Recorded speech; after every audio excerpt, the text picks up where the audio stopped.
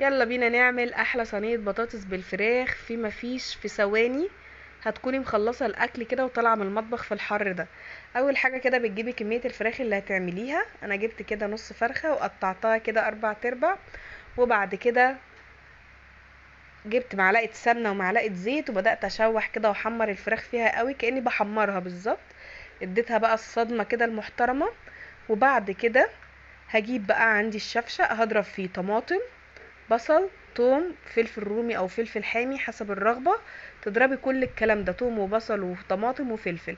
نضرب كل الكلام ده في الخلاط كويس قوي. وبعد كده نقوم نازلين بيه على الفراخ ونسيبها بقى تتسبك كده شوية مع الفراخ، علشان البطاطس بتتهري بسرعة وبتستوي بسرعة.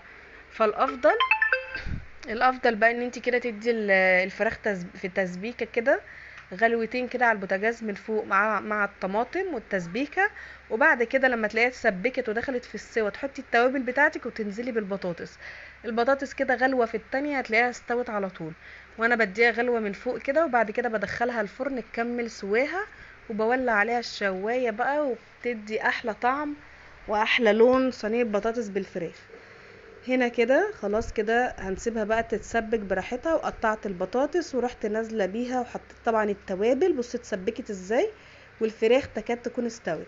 حمرت الشعريه بقى بالزيت والسمنه وغسلت الرز وصفيته ورحت نازله بيه على الشعريه. وهحط الملح بتاعي طبعا وهنزل بالميه المغليه. بس قبل ما انزل بالميه المغليه هقلب الرز مع الشعريه كويس جدا علشان يتغلف بالسمنه والزيت وما يعجنش مننا او يكون مش مستوي.